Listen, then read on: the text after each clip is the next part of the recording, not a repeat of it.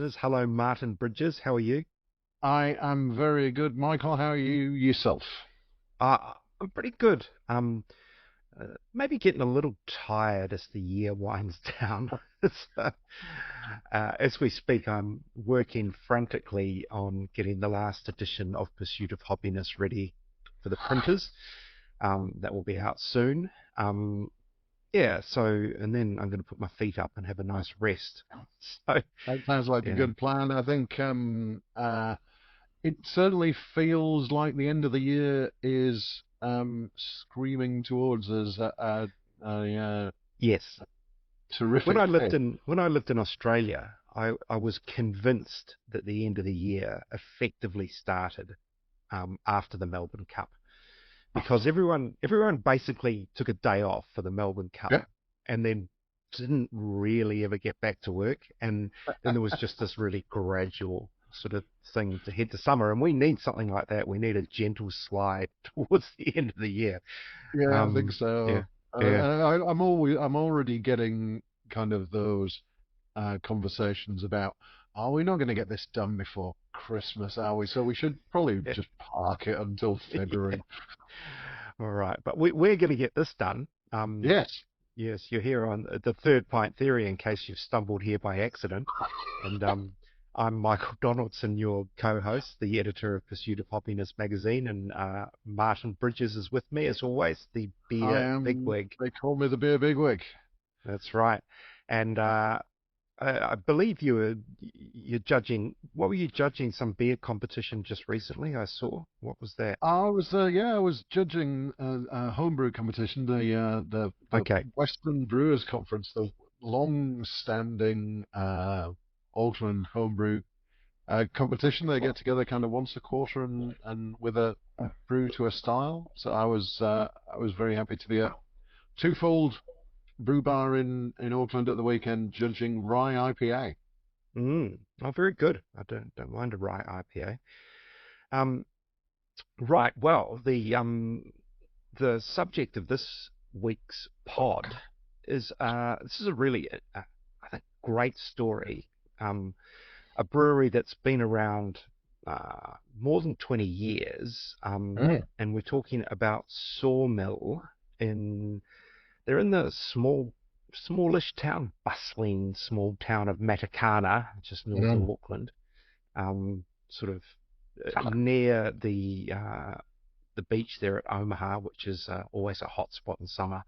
And you were up there the other week to see the owners, being Kirsty, McKay, and Mike Sutherland.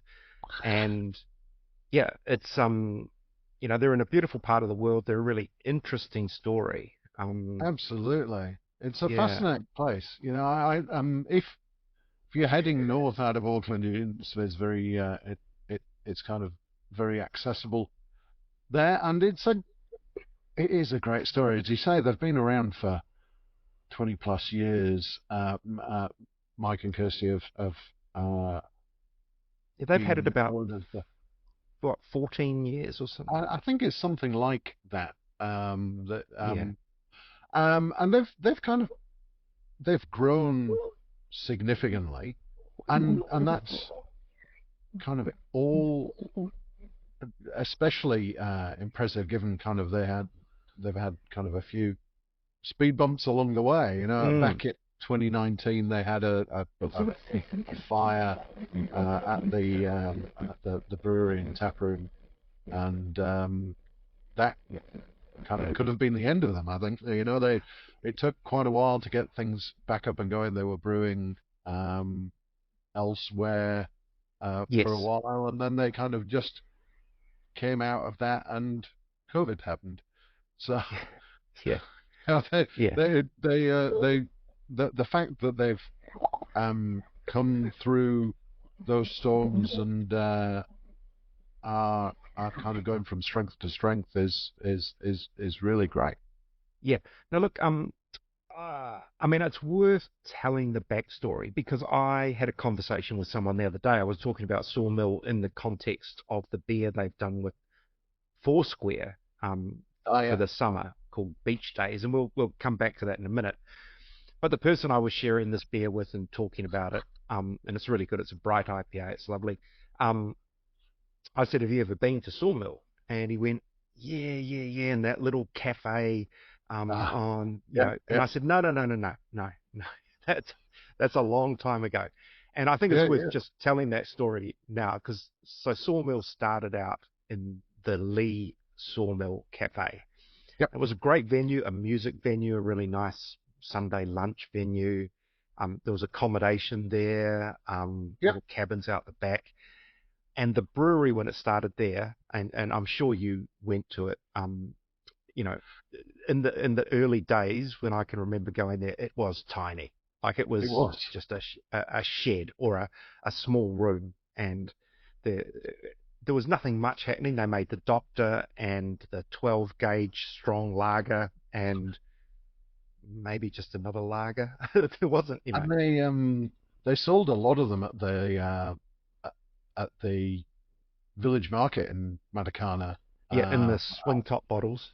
yeah, in the Yeah. swing top bottles and also in cans a long time before um, anybody Yes. else did. Yep. Um, and I remember they had all the cans had kind of the same label because they'd bought like they had to buy a huge number of pallets of cans at the same time, and Yeah. I remember that was interesting, and they had like a hand filler, and it was all it was very basic. I remember going on a tour of the brewery with the Society of Beer Advocates, Oh, the old sober yes. crew Yeah, yeah. back in the day, and I was fascinated that they were using dried yeast.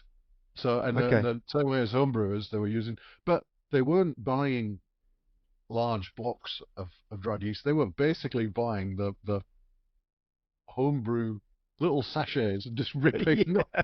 top off. It's like about 200 of these Oh to my in. God, I did not know that.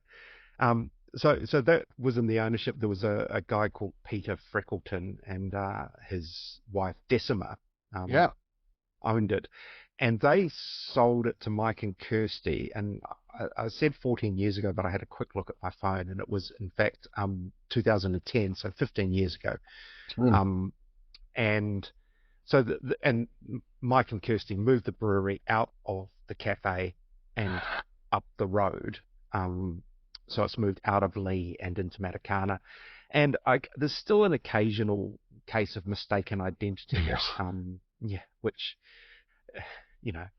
even this far down the line, because that Lee Sawmill Cafe is so well known and so well established. But if you go to that brewery now, and you were there the other day, it is massive, and it is.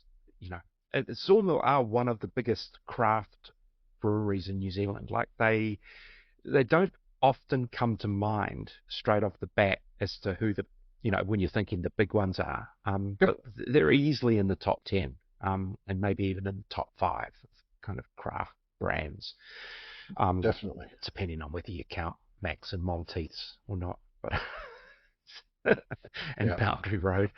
yeah. We'll But not even if go there. yeah, yeah.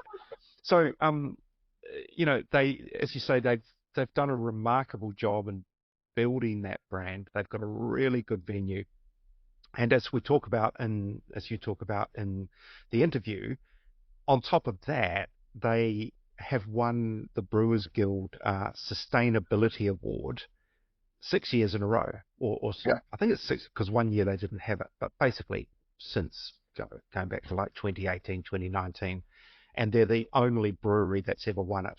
Um, yeah. yeah, so quite remarkable, environmental stewardship, I suppose, while growing a business, Mm. making great beer, um, and yeah, just a real success story, and two just lovely people. Like I think the it's interesting thing that came out in the interview and that people will hear when they listen to it is that all of those things, successful business, environmental stewardship, really good beer, are intimately linked for Sawmill. It's not that they do one the thing for environmental sustainability. They do it to be an effective and efficient business and to make good beer. It's all kind of comes together. It was a fascinating discussion. I really enjoyed my time there. They were very accommodating, and we had a great time. Sat outside at the back of the tap room, having a chat in the sun. I've listened to the interview, and there's a little bit of like a drum going in the background. Someone's playing music. It sounds like, is it?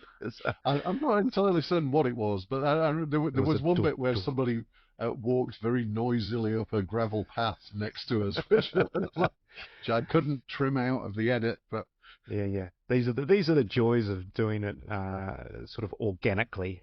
We did it outside because we couldn't figure out how to turn the music off inside. So. Yeah. Look, I was going to round back to that Foursquare beer because I think this is another really interesting thing. Foursquare did this with Behemoth last year for their centenary, for their 100th birthday, and they partnered with a number of iconic brands to do sort of collabs, basically. And obviously that worked really well with the beer, with Behemoth, and they've done it again, this time with Sawmill. It's called Beach Days. And maybe for the second half, for anyone watching on video, I'll go and grab the 6-pack out of the fridge. So it looks great. Like the art on it's very cool. It's very obviously kind of Foursquare, but it's got a nice feeling about it. Very bright and summery. And that's going to be in every Foursquare throughout the country over summer. So if you're listening and you're in a little small town, a holiday town this summer, you'll be able to find guaranteed at least one good beer in a Foursquare. Yeah. So, and Bright IPA, I think is my new favourite style at the moment. I think yes, it's just hitting the mark for me at the moment. Yeah, it's funny, Martin. I was looking back at last year's December edition of Pursuit of Hoppiness, just to because every year I sort of do, the best brewery, the best beer, and we all the contributors have their best beers. But I was trying to remember what else I put in the my awards list, for want of a better word. But one of the things I sort of stated or prophesied was that the beer style of the summer was going to be Bright IPA. And I feel maybe I was a year too early because I think it's been on a slow burn. But now, there's Bright IPA everywhere, and they're being executed really well. I really enjoy the style as well. I think that light, vibrant. I sort of say it could be an XPA by any other descriptor if you were looking for something to capture that the easy drinking quality, perhaps. I think there's definitely some overlap into the XPA category, but as we all know, if you want to sell a beer, you need to stick IPA on there. Yes, not XPA. XPA never really worked.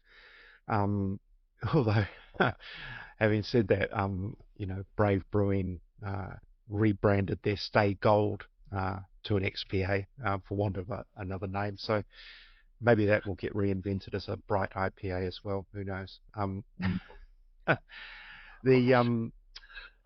I had a really good one actually. At my local at Shining Peak, they did a collab with Liberty. Yes. On a Bright IPA, and it is very good if people see that around. It's keg only, unfortunately, but I'm sure it can be found outside New Plymouth, given that Liberty are involved. So look out for that. I hope I can track some down. Yeah, here in the I think it's United. called Full Circle, I think is the name. I could be wrong, but yeah. Anyway, what else is there to talk about before we cross over? I think talked about the fire. We talked about the Lee Sawmill. Oh, I did want to say, I think what Sawmill do incredibly well, and I've written about this before, is their distribution penetration, just getting into different parts of the market. And the Foursquare one's a little bit like that. Yep. But one thing they do really well is they get their beer into golf clubs. And when I was a member at Titirangi, in Auckland, one of the joys was that there was always Sawmill on tap. Invariably the Pilsner, an IPA, but the one I would always go to is the Nimble, which is the 2.5%, 2.5, which is a super beer. And they've really made a concerted effort to get into golf clubs, and I think it's a really smart move, and one that I think, I don't know whether it would have sparked Lion to push for Steinlager to now be the official beer of New Zealand golf, which is, it sort of makes sense, but it surprises me that they hadn't gone there before, Yeah. And so this is another, Sawmill would just, and Liberty's another one because Joe's a golfer, but, there's such a great market. There's, people with money sitting around thirsty after a round of golf, Absolutely. Get in there. The other thing that I'm very happy that Sawmill have managed to do is get into stadiums in Auckland, and Yes. in terms of Mount Smart. Mount Smart has got Sawmill beer, and will have it for the Warriors season as well. Really? So I Okay. am told. Yeah. So I remember going to see a concert at Mount Smart and being very pleasantly surprised that there was Sawmill beers available. So that's always great, to get into. Always good to get a local brand into something like a sports stadium. So that was great news. Yeah. And I think it is really hard for a smaller brand to get into a big environment like that, where there's bound to be someone with a spreadsheet looking at costs, and it's in these mass market events tend to often fall to the lowest common denominator when it comes to a beer and food offering. You're not getting gourmet much in a sports stadium. So when they do bring good beer in, I say, give them a pat on the back for, Absolutely. being awake to it, I suppose. Yeah. Anyway, we'll cross over to Matakana, sitting outdoors at the smoko room in the brewery. Martin with Mike Sutherland and Kirsty McKay. Enjoy. Enjoy. Hi, Martin. Hi. All right. It's nice to be here at the smoko room in the Sawmill Brewery behind us. Just for the listeners and viewers, do you want to kind of just quickly introduce yourselves? Sure, I'm Kirsty McKay. Mike and I have been, people looking after Sawmill since 2010. It was founded in 2004, wasn't it, by Decima and Peter Freckleton. They started another shed adjacent to the Lee Sawmill Cafe, and it was a hobby for them, I think, a couple of days a week. And we moved up here and took over in 2010. Wow, 15 years. Yeah. That's Yeah. quite a while. Yeah. Yeah. It is. I think there was Probably one only of the older breweries. I think there was only 30-something breweries in New Zealand Yeah. at that stage, including Brewpass, Yeah. and we were the only one north of Auckland. Yeah. Yeah. It's a bit different now, hey? Yeah. But, Yeah, it's great. More exciting. Every town has a brewery now. Yeah. So you are Mike.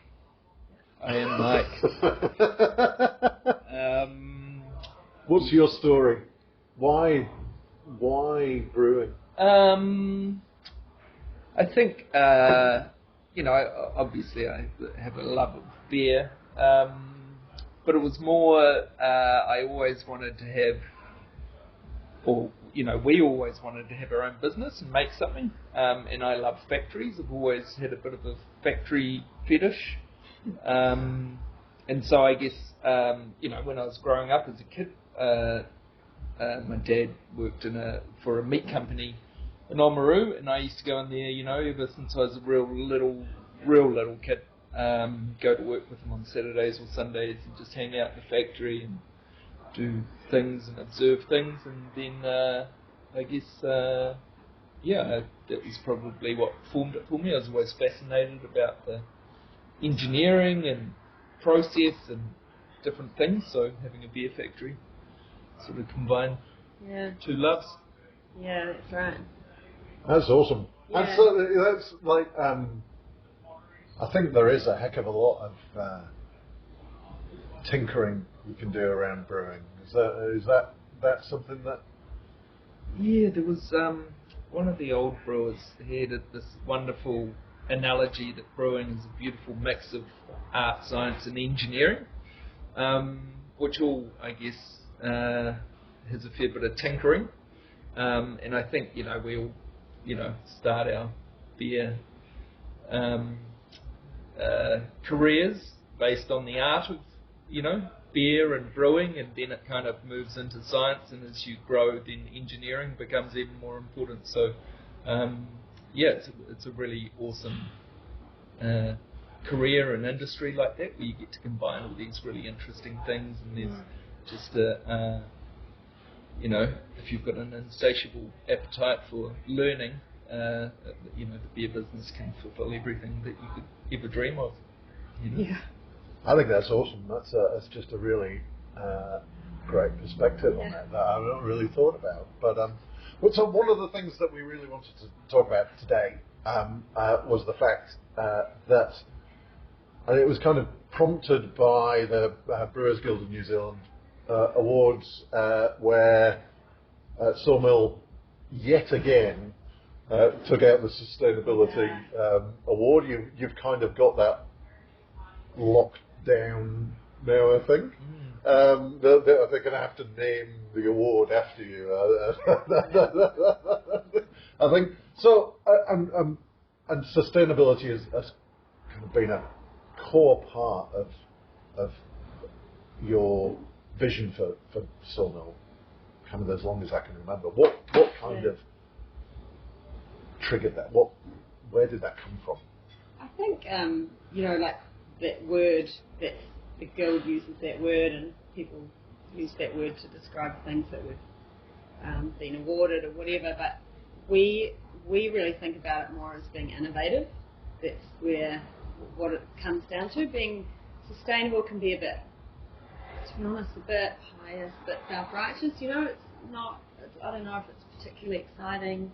Sounds like you're just doing the right thing, but actually what you're trying to do is the most, it's about solutions. You're always trying to find a new solution. You're trying to find better efficiencies, processes, and so that's what I think fuels us to keep doing these things. It's not that we're trying to be, good in that sense. I don't think that's very interesting. It's so interesting as being focused on innovation, and that's exciting. There's endless. That'll never end. Mm-hmm. If you look at it like that. And in the beer industry, we're forced to be. We're really innovative around product. We're finding 1,000 different ways to make beer taste different. Yeah. To cure the thirst of consumers that are always wanting to try something different. And so that's already ingrained in you. And as time went on, and you look at your business and go, well, after a few years, we've survived, we're still here. How do we sort of take that thinking and spread it across the business to turn your good business into a great business? And so that innovation and desire to sort of be super efficient. Breweries are Well, manufacturing in general is terrible for the environment. You know, we use a lot of energy, we burn a lot of fossil fuel. We, you know, make a litre of beer. You have, what, depending on how good you are, you know, only 3 to 10 litres of wastewater. You have all these sort of, which is all expensive as well, you know. So I guess by being efficient or innovative means that we can make positive impacts on our business that ultimately give you a sustainable bottom line, because that's the real measure of sustainability, is that it all has to make sense. So that's a really interesting approach. Really. So it's about sustainability of the business, and the fact that that is good for the environment, good for kind of the surrounding is a byproduct. Is that or do the two just naturally come together? We want a legacy that we've done our best, you know, as a manufacturer, to have a positive impact. So for sure, maybe that is a moral imperative for us to look back and be able to say to our kids, you know, we tried to have a really positive impact on our environment and our community, and we turned over every stone we could to do that. Mm-hmm. I guess it's what keeps it exciting though is the innovation and the culture that you create in your team. So that creativity that I think is often in the beer side applies to everything. Right. And so that's a really cool thing to be part of, where we're all thinking the whole time, but could we do it better? Mm-hmm. So what are kind of some of those innovations? You know, what are some of the things that you've done that kind of, I guess, have won you some awards, some sustainability awards, but also have improved the way the business works? Yeah. Do you want to talk about the wastewater? I think that's the most exciting thing happening at the moment. I think from the start, there's so many just easy wins, you know, and what you have to do is measure. For a start, you have to measure your current position, you know, like how much shit is going to landfill, or how much, you know, how many litres of beer are you making, and how much LPG does that mean you're burning, or how much wastewater's, you know, being discharged, or, you know, how many litres of water do you need to make a litre of beer, and blah, blah, blah. So you need a base point. Then you need motivation, and then you just need to get on and do it. And so the easy wins for us early on was like landfill is an easy one. You know, there's so many innovative other businesses now that will take your waste products and, you know, create commercial value out of them. Or reduce the inputs in the first place. Yes. You know, saves money. Yeah. So, you know, we reduced our landfill by pretty much 90-something% in the, over a couple of weeks, and we still measure it now. Every week they measure how much rubbish we're putting in the landfill out of the brewery. And then, as time's gone on and we've grown, and then we have bigger problems to deal with. Because we're on a rural site, we're reliant on water off the site, and all the wastewater has to go back into it. So to do that well, we have to put clean wastewater back in. So to come up with a system that future-proofs us has been, has been a really interesting one. And so, we engaged NIWA and some of their aquatic pollution scientists to come up with a land-based system where we could deal with our wastewater, because wastewater out of a brewery is really, it's high in nutrients and organic matter, and you need to reduce that substantially then to effectively discharge back into waterways. So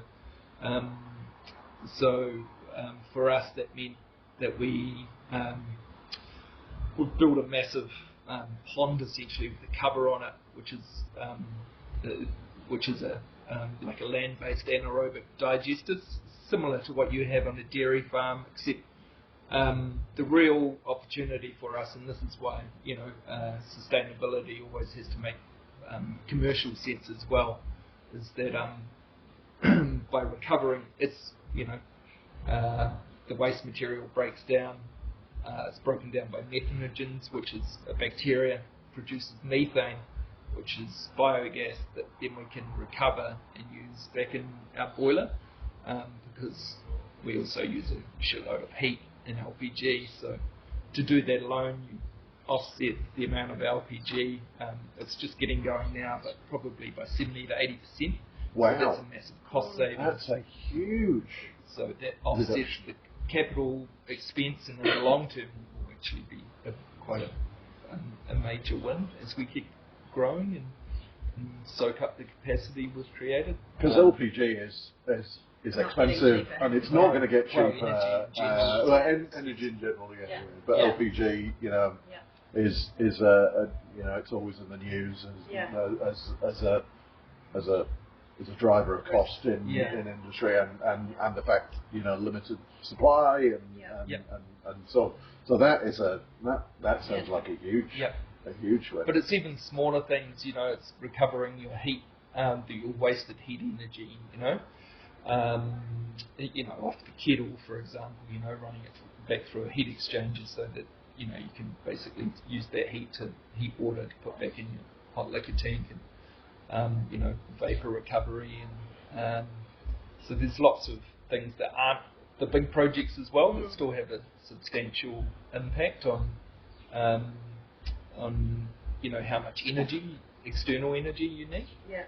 So that's big. The solar panels that we use. So we did a fairly rigorous process of understanding our energy use, when we used it, what time of the day, how much, to understand what kind of system would really work here. Mm-hmm. So we put that in like 2017 or something, first day or 18, and then after the fire, we had a fire here in 2019. Since then we've replaced those, and next month we put in double that again. Triple that. Yeah. So we'll end up with like 111 kilowatt capacity system. Wow. We should get around 30% of our power needs from solar. That's again, that's kind of free energy coming out of the sky. Totally. And I think it's good to be able to demonstrate. And the payback's awesome. Yeah, that nowadays. For a manufacturer it works, because sometimes you can feel like they're a bit washy, those systems, like are they going to have enough, they're going to be worth it. Yeah. And I hope that we can demonstrate that it is, and be really transparent about that. People can see it works, that it's a good investment. And I guess the other thing around solar from a manufacturing perspective is that a lot of your usage is during the day. When it's generating. It's not whereas domestic solar, I think, has a bit of an issue in that the majority of our usage at home is at night. Totally. And that's why we went with the system with no battery, just an inverter, so we just use what we get. Right. Okay. Yeah. That's really cool. So I think in terms of the energy and the water are obviously a big inputs. Are there any other things that you do kind of in terms of kind of raw materials and so on? Because I guess we have 4 silos here, so we can hold 60 tonne of bulk grain, which that I think 18,000 less sacks that we have to get rid of every year of grain. So that's pretty big. We only have to get a delivery once every 3 or 5 weeks or whatever, depending on the time of the year. So the truck and trailer comes up, 30 tonne of grain, fills up the silos. So that alone, it's a lot of backwards and forwards when you're buying a pallet in sacks. So that's quite a big thing. And even we use and work with Gladfield because they're New Zealand owned and really innovative, awesome company to work with, and a New Zealand owned company. And the grains come in from here. Yeah. What about hops? I guess hops obviously are another very thirsty crop. Do you use mainly New Zealand hops, or is that Yeah, is that a 70%? Yeah, 70, Yeah. probably be 80% That's soon. my, I think it's quite exciting with their, with they're constantly developing new cultivars at the moment. So, which is probably what we've lacked out in New Zealand, which is why there's been quite a big dependency on bringing in US or Australian hops, is for the to get more diversity in the flavour range. But as they keep developing these new varieties, they're kind of filling gaps that you might have relied on imported hops. So, we were 100% New Zealand hops probably up until about 5 years ago, but we just realised we weren't hitting the mark on some of the beers or what consumers wanted in their beers, so we did have to deviate a little bit. But I think as time goes on, we're kind of we'll end up swinging back in the long term. So you're obviously part of the BRAC program, because I've seen a couple of beers with the NZH 10 whatevers. What are you really excited about those ones coming through? Are there any that you think are? Well, the one, what was the beer called? Nova. We called it Nova. What number was that? We've just put one into a core range beer, 106, which we always really like. We love Rewalker here, it's always been a bit of a favourite of mine, and, probably the wider team, so it's something, with a similar dynamic. And then, we've been trying a few more lately, 112, 115 and 116. We're working that was Nova at the moment. McKay, 116. Yeah. It was So really there is, popular. Great kind feedback. It's awesome, all that innovation. Yeah. Right. Just need to figure out what beer style they best suit, and that takes some time. Yeah. Yeah. That's awesome. What about because there are kind of Northland hops starting to pop up. I think there are people growing hops up here. Is that something that you see in the future would be something you'd be interested in? I think we've had this Aotearoa series of beers, and we're up to 64 or something. So that's we are so 100% behind these growers and farmers in New Zealand to tell their stories and champion them and back them. So it'd be amazing for Northland to grow hops. It'd be great. Yeah. I mean, great for consumers to have that, because we've noticed the hops we grow here have quite a different flavour profile, even though they're the same hop, like Kirsty or something will taste. Have a different soil, different terroir. I wasn't trying to pronounce that. That word. That word. So if they're growing up there, then maybe we get a whole nother, where we get Marlborough Sauvignon Blanc from Kaio. Who knows? It'd be great. It would be really interesting. I think and I think we were talking to somebody at Biavana about the research that's happening now in terms of not only different regions growing hops, but picking at different times, and so much that I think we haven't yet learned about hops. And I think you're right that it's partly the immaturity of the industry, maybe to some extent. That globally this research is happening and people are doing this stuff, but it's now starting to happen here. And I think with kind of some of the things that are going on down in Nelson with the Harpy research and alongside New Zealand hops, that maybe we'll see some of that. And I think I love the Aotearoa series, and the kind of the different kind of focus on different hops and so on. And as part of that, you've done some great collabs as well. What kind of drew you to those? We probably started doing them when we had the fire, because we were contract brewing for that period anyway. But it actually is just it's a really great opportunity for the professional development, people, the brewers to meet each other, to work together. I think consumers love it. We've just done one with Brave, and it was so popular. That beer was awesome. It was That was really one good of beer. my favourites Yeah. of the And year we've got some so more far. coming up.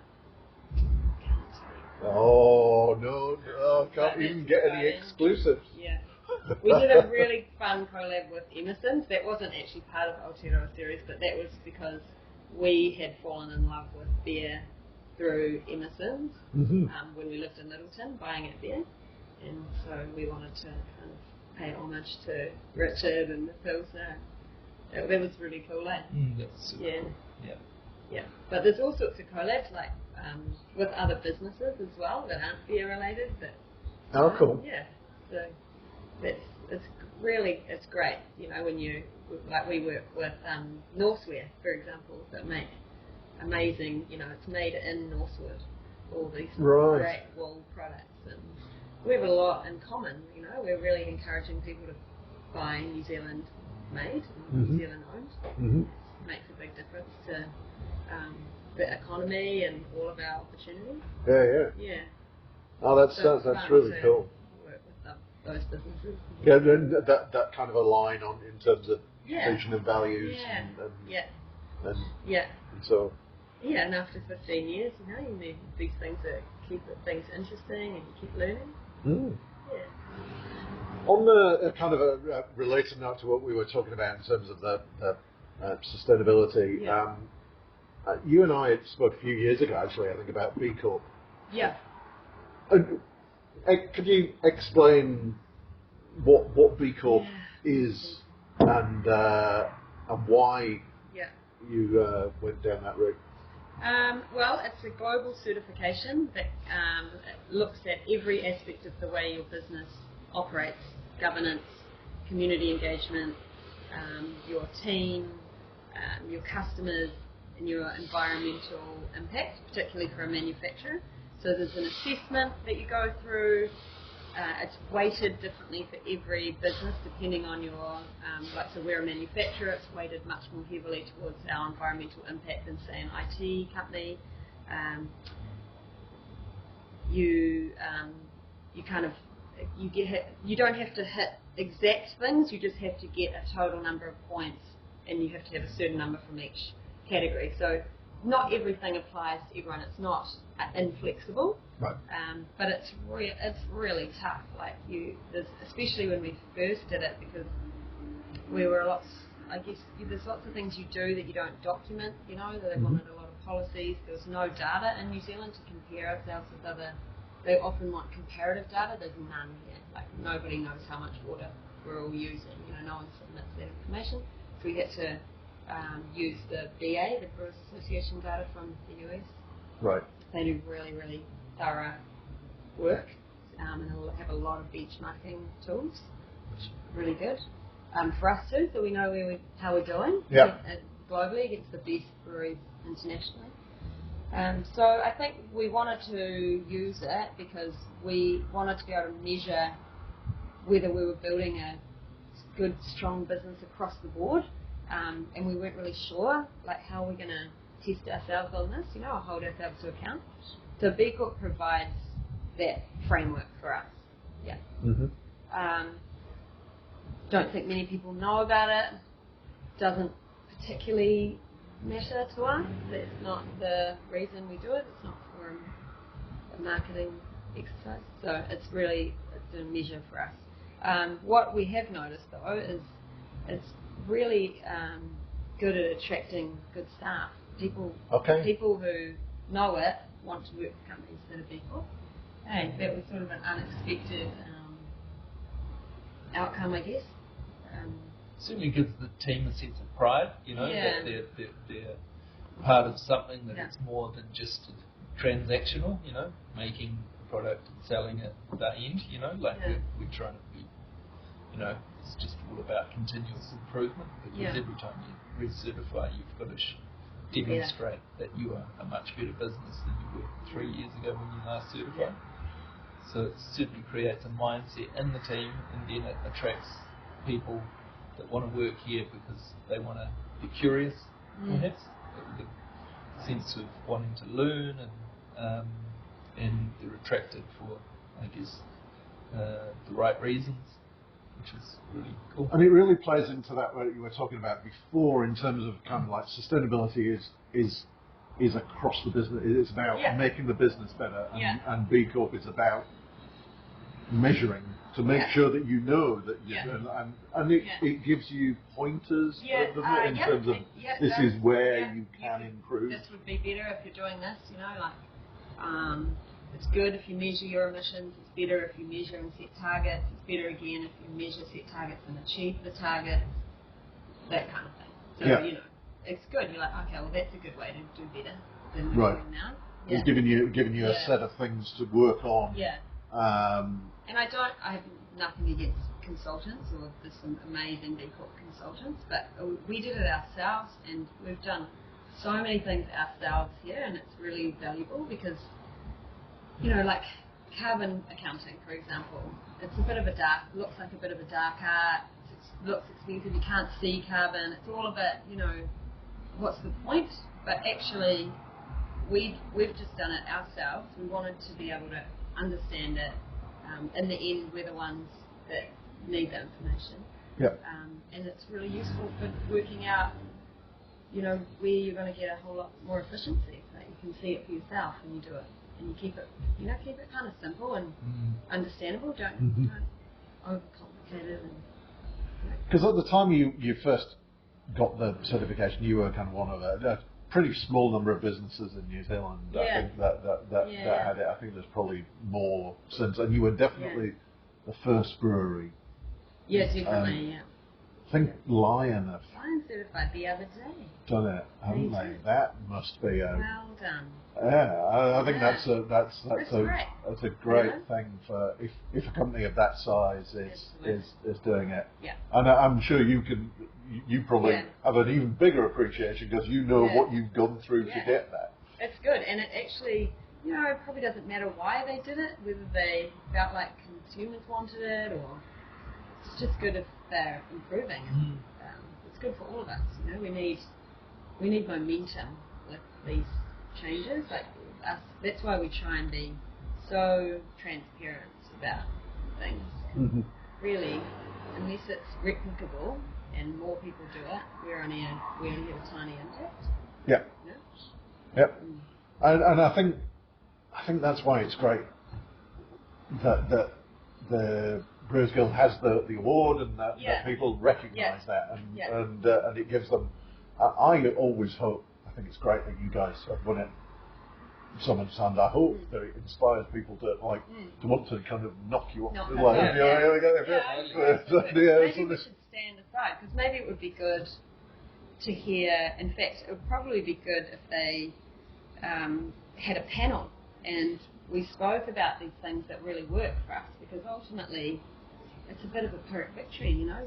You want more people to go, oh, that looks like, that makes sense, I can see the information on that, I can see the cost, I can see it works for them, I'm going to do that, you know. Which is great for the whole industry, you know, and I guess that's important to us too, that people can pick up, and you know, we're available if anyone ever wants to know something, they can just talk to us. Like we'll never hide anything. Like everything is even what's failed. Yeah, which is valuable for definitely. Whatever you do, don't do that. We did the same. Like when you know, in years gone by, like I've been to Sierra Nevada and New Belgium Brewery and all these places, and you just contact them and they welcome you with everything. They show you everything they're doing, and it just opens your eyes with, you know, what is possible, because they've got better resources, I guess, and but when you measure it all down, we're kind of all doing the exact same things, you know. There isn't, if I go to those breweries, there's really nothing else they're doing that we're not, which is super encouraging for us. But there's always opportunity to, you know, improve, and they see that too. So that's pretty cool. Stone and Wood, they were really helpful. Yeah. Heaps of cool projects there. And I guess in these economic times, it's sort of, unfortunately, it's really tough for SMEs to invest in these things, but also it would be more useful than ever. Yeah, I was just thinking exactly that. You know, I was just thinking dilemma. exactly that, Yeah. that we're in this situation where like Yeah. everybody is suffering. Yeah. It's tight. If there are ways that they could improve efficiency, they could do that.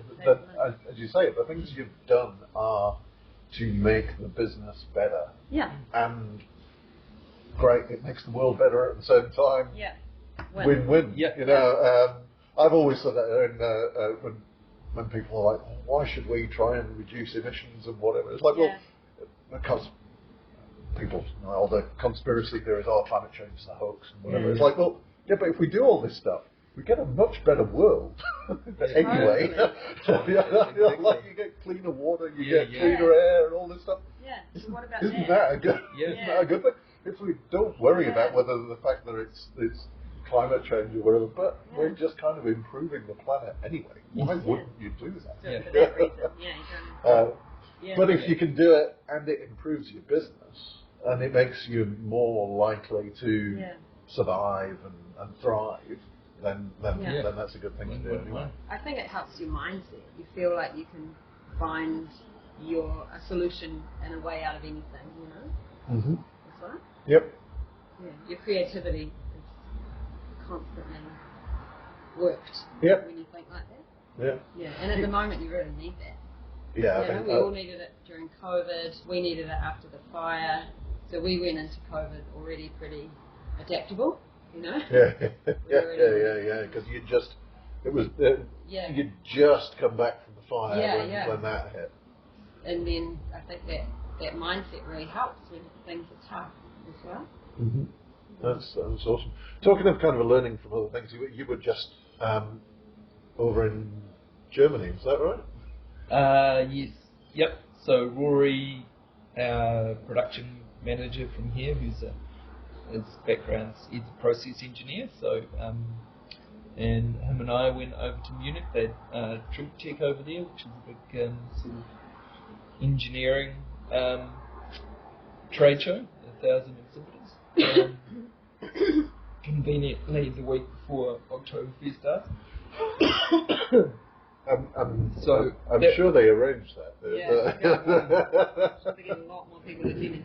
But it's, you know, attending those sorts of things are quite inspiring. You see all the other innovation that's happening and that directly affects your industry. So just being able to get around and see, you know, what other engineers and suppliers of raw goods and stuff, what's coming on stream. And probably being down in New Zealand, you're quite removed from that world, you know, because most of these companies are, you know, European or a lot of Chinese too, in saying that, which are, you know, a lot of them making really good stuff now. So to be able to have the opportunity to go and see that is great for, you know, when you think about the future of your business, what you're going to need to keep growing and where it's going to come from and how you can, you know, continue to refine what your operation is in the business or the process and other things that you can bring in-house that you currently do externally, you know, so really useful. Any bright ideas that are going to that you've come back burning to implement? Well, there's definitely, you know, we're growth is key to our longevity, and so, you know, if you're not growing or you're standing still, you're kind of going nowhere. So that's a pretty simple strategy for us, is that, you know, when people go, oh, what's your, you know, business strategy or plan, it's just growing. And so and that relentless pursuit of better beer, you know, that you can't grow if you're not making better all the time. Mm-hmm. So we haven't talked about beer much, but that's, no, we haven't. We're going to, don't worry. Yeah. So growth in a market that's declining, you also go, well, does that mean we look at diversifying into other products? You know, what's our competitive advantage? You know, so you're asking these questions all the time and then trying to figure out what slots in, you know, either in the line of beer or around beer or all these sorts of things. So yeah, I don't know. We haven't exactly decided what that looks like, but you have to, you know, try and figure it out. So been getting out of New Zealand a little bit too, you know, doing a lot of research. Talking of research, I assume while you were there you managed to try some Very good beer. lagers, excellent Hefeweizens. I wanted to talk about the Hefeweizen actually, because you won a trophy for that, and when Michael and I did the episode of the Third Pint Theory about the New Zealand Beer Awards, I said that winning the trophy for Hefeweizen is like winning best foreign language film at the Oscars. You know, it's like your peers are really pleased for you, but nobody buys it. Yes. Just saying, such a great beer. If you could make it all the time and buy it super fresh, it would be so good. I have to say, so I took my mum and dad to the Oktoberfest celebration at Twofold in Parnell at the weekend, and they had Hefeweizen on tap there.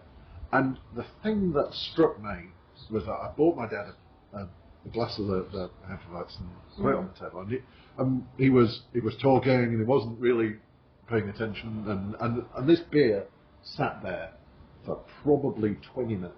Oh my gosh, dead. And the head did not move. It was this perfect, fluffy white head that just stayed solid. And I think that's two things. One, as an incredibly well-made beer, and twofold, clean their glasses very well. So I think there were two things. But so what is it about that beer that makes it so great? It's simplicity. You know, I think it's just the balance of the esters that you have coming through. You don't want too much ripe banana, but you don't want to have nothing of it. And it was interesting when we were in Munich, you know, which is Schneiderweiss, a few other tap rooms while we were there, and tried a lot of wheat beer, and both Rory and I were like, you know, this measures up really well compared to these. And you know, the great thing about German beer is they keep it, you know, I don't know how many beers we make in a year, but they just make a really amazing lager and a really amazing wheat beer, and that's kind of their range. And they just make shitloads of it, you know, and so they're very, very good at it. And I guess, you know, you kind of, when they're so good at it, all you can do is really try and emulate what they've got. And I guess that just, you know, it's a pretty simple beer anyway, but it's just trying to make sure you get the fermentation right. That's kind of the key to it. And on this occasion we did. I have to say, I'm one of those strange people that Hefeweizen is not a style that I really like, and I love many other beers. Hefeweizen's not my thing, but that is a really well. You can tell that it's well made, and it was well deserving of the trophy. What are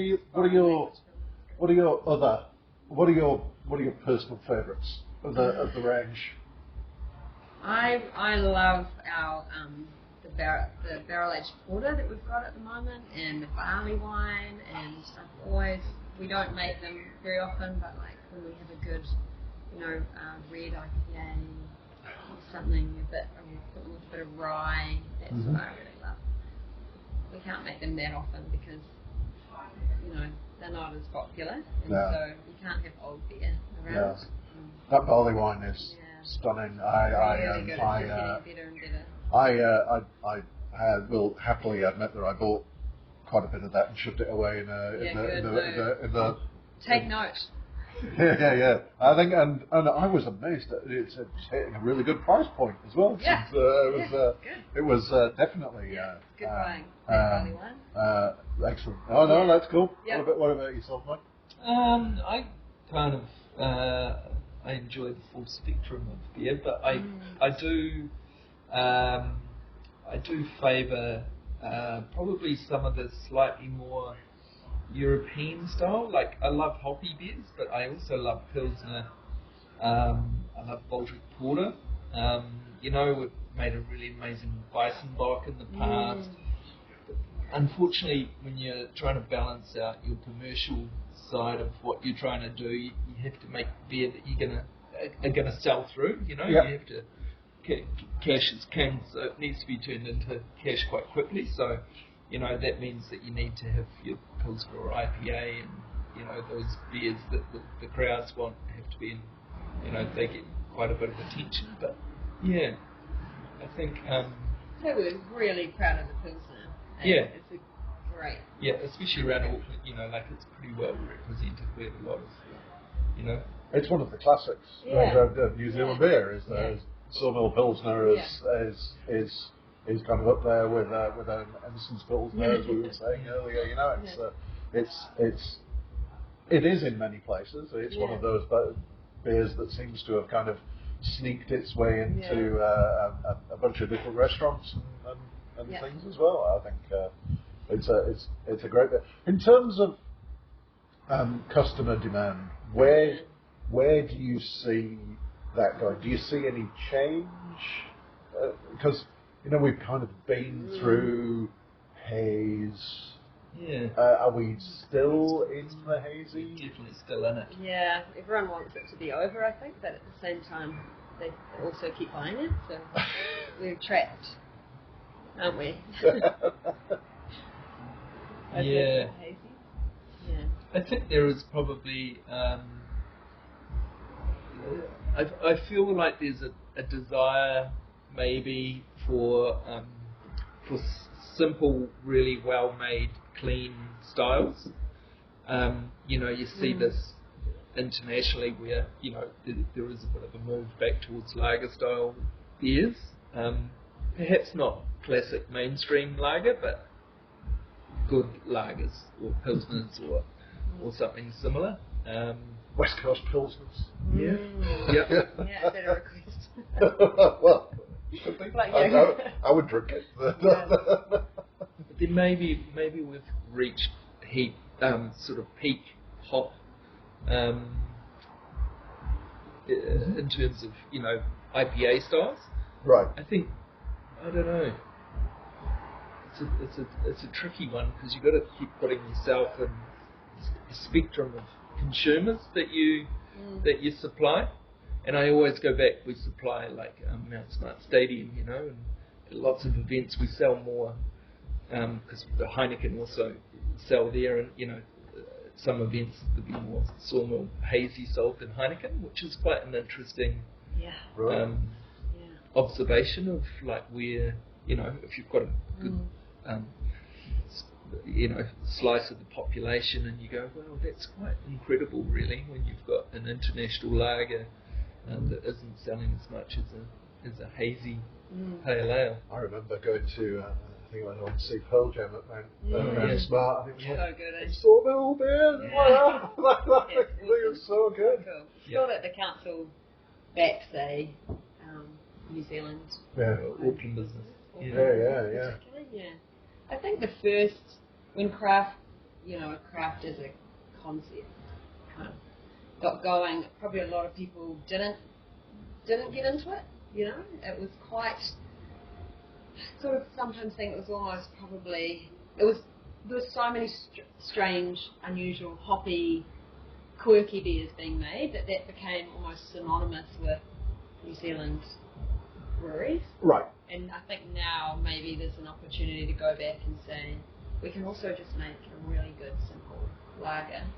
You don't have to go to an international foreign company to buy a beer like that. And I think that's a really good point as well. Is that I think that maybe the Mount Smart experiences is kind of people are looking to support local businesses and will go. Yeah.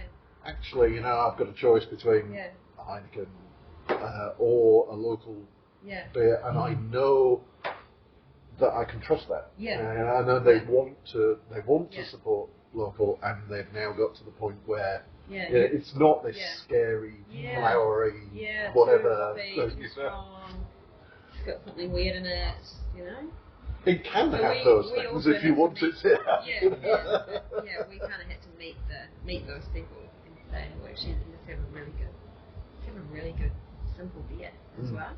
Because we still have people that come in here and say, I don't like craft beer. It doesn't even make sense. You know, it's not even one type, but it tells you that they've got a concept of it in their mind. Yeah. Yeah.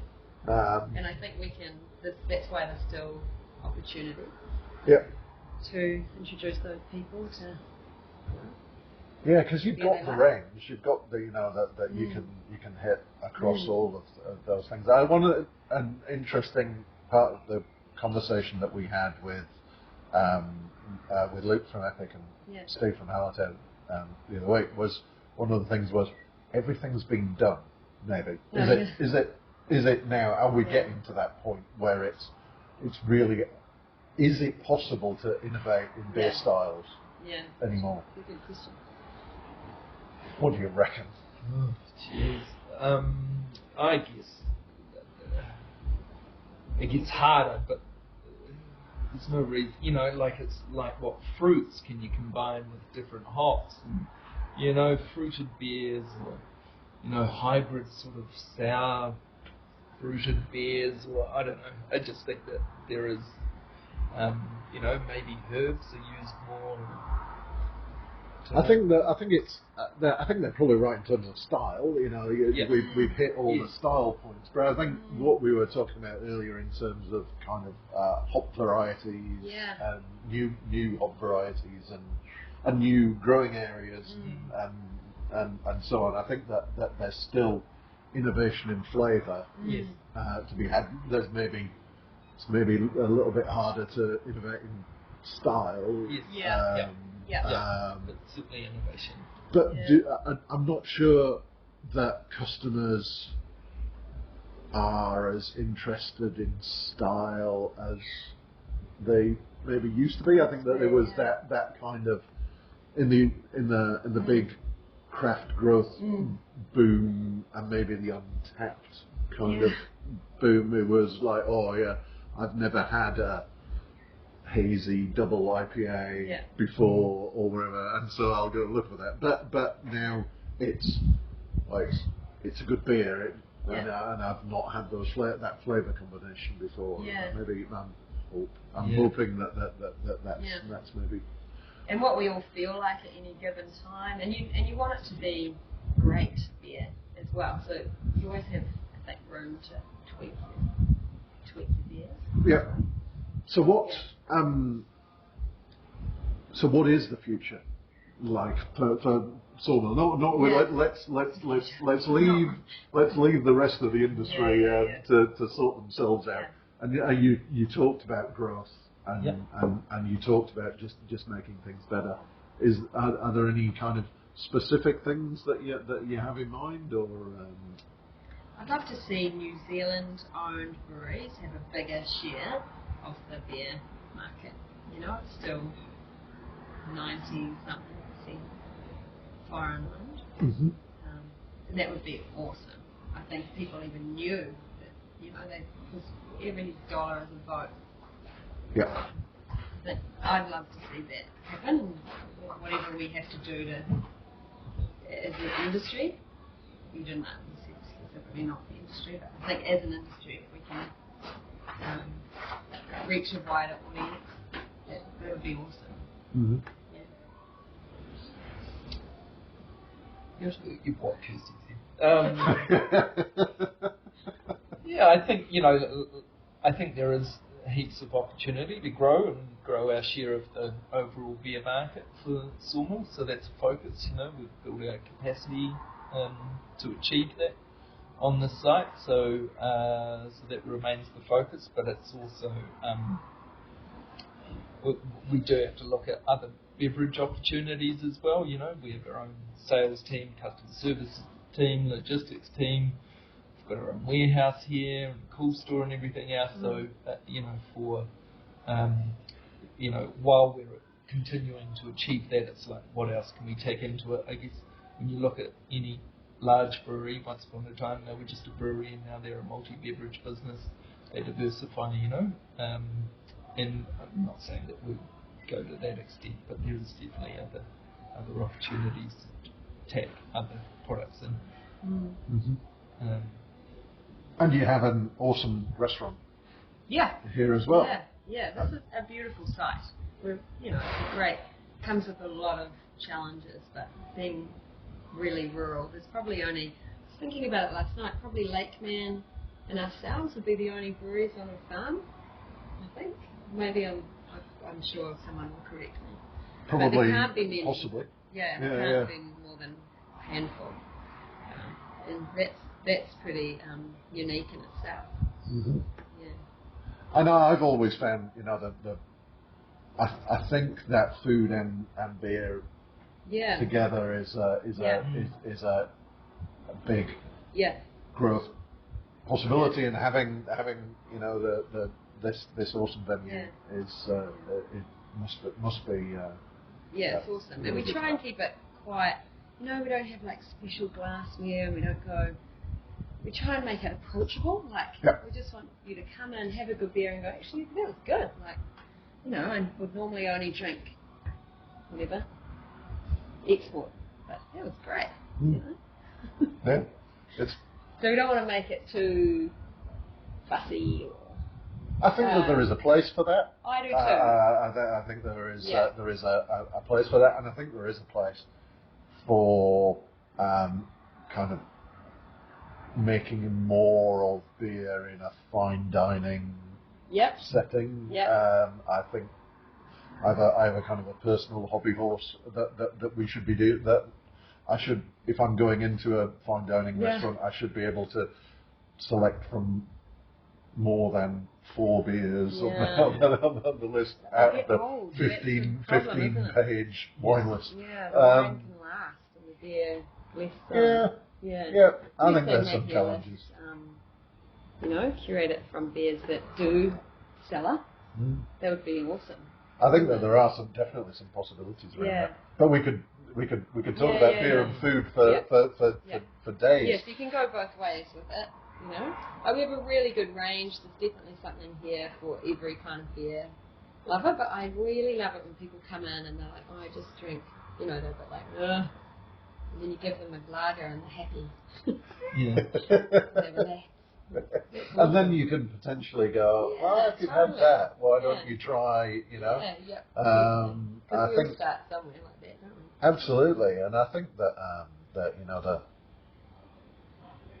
a lot more people have been exposed. I think, as you say, it's less of that. Oh my God! I don't know what any of these. I don't understand this. There are lots more people have been exposed to that through some of the kind of the larger brands going into kind of the you get a Monteith's hazy or whatever, so I think that there's definitely still growth opportunities in those people. So, and we can just show up and like more places like stadiums and things like that where you're used to seeing just masses of beverage beer. Yeah, that is so good. It's still a really pleasant surprise to me when I go into somewhere like that. Yeah. Obviously, going to a Warriors game at Mount Smart, there are other restrictions which don't give me quite the same options, but there's still something about a lion red at a Warriors game. Yeah. That's right. Yeah.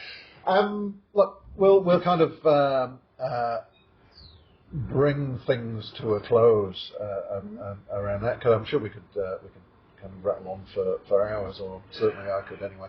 But look, I really appreciate you taking the time to chat with us, and I know we didn't talk as much about beer in particular as we would do in some other episodes, but I think that it's always good to give people something slightly different, and to give them that different perspective on why you do things the way you do. And I hope that people take this and think we could improve our business by doing some of these things, and I'm sure you'd be happy to help. So Then look, come back and we'll talk about beer next. we can talk about beer, and I mean, lots of times. Yeah. So thank you very much, Thank you. Kirsty. Yeah, thank you for your time. Thank you for looking after us. Awesome. Pleasure. Thank you. How about that?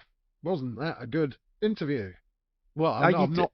By the way, I'm not saying that I was the greatest interviewer, but my I thought you subject were, Martin. I thought you were really good. You ask intelligent questions, and no, and the environment's just really relaxed and friendly, so that's down to you. So kudos. I I did think it was a little bit amusing that you were uh, so unkind about Hefeweizen. Myself and a bunch of other German wheat beer lovers may have to have a word with you in private. I was very happy when Sawmill brought out a 6-pack of their Hefeweizen last year or last summer. And we should mention that I think you did mention they won a trophy for that at the New Zealand Beer Awards, along with the sustainability. And one you didn't touch on was they won the packaging award, which is, so there's 3 quite diverse trophies, to be honest, which is, and the packaging is very distinctive. It is. I think it's all. You always know it's a Sawmill beer. They've got in that very strong identity, even though kind of the individual beers and labels are quite different, but there is very definitely a theme running through it. I think they've done really well. I really liked the bright IPA that they brought out in 6-packs before the Foursquare one. They may be the same beer, I don't know. Maybe may also no. Who knows? But anyway, it was really nice, and it was really distinctive, big, bold, beautiful red cans. Yes. It was a great beer. Yeah, and on the packaging note, I did used to like when they were more in bottles, or quite regularly in bottles, and they had, remember the sawtooth labels, and so the top of the labels were sort of jagged, as if they'd been cut by a saw, and it was like the effort to go into that. It was a bit like Tuatara bottles, someone's gone and had to create that. And it's going to cost you extra money to do it, but it's worth it in some ways. To be an effective brand statement or a piece of marketing or whatever, just makes you go, oh, it's a bit different, bit special, So, yeah, I say good for them. Yeah, and I think the whole point, the thing that I took away from that interview, and I hope that people do the same, is that the environmental sustainability achievements that they've got are absolutely mind blowing. The massive reduction in landfill, the fact that they're now effectively generating almost all of their gas needs from digestion of the wastewater. Those impacts are amazing. But it all comes from this. We just want to be a really good business in all aspects. Yeah, and that's an interesting point in that, a lot of the time people think to do things well in that regard is going to be costly and is going to impact their business. I can't possibly do that because it's, there's a capital outlay or whatever. And, I just think it shows that if you go in that direction, take the chance, do it well, it's actually makes your business better in all sorts of ways and doesn't stop you being successful, Yeah. And I think the other thing that I took from that as well was that, it attracts staff. That focus on not just the environmental sustainability, but the B Corp stuff as well. It makes people want to work there, and It's uh, it's still a pretty tough market, and Yep. getting good people is vital to a business, and if that helps, it's another thing to help the long-term future of the business. Mm. I think another thing that you sort of touched on in the interview, which is interesting, is they're very good at doing collaborations, Mm, um, and especially with people outside the industry. Like they did one, I think it was Victory Knives. yep, They've done one with Ironclad, that make cast iron pans. pans. Yep. Yeah, and there's been a couple of others that slipped my mind They've just done some now. clothing ones as well. Yes, and there was a thing with the Peter Blake. What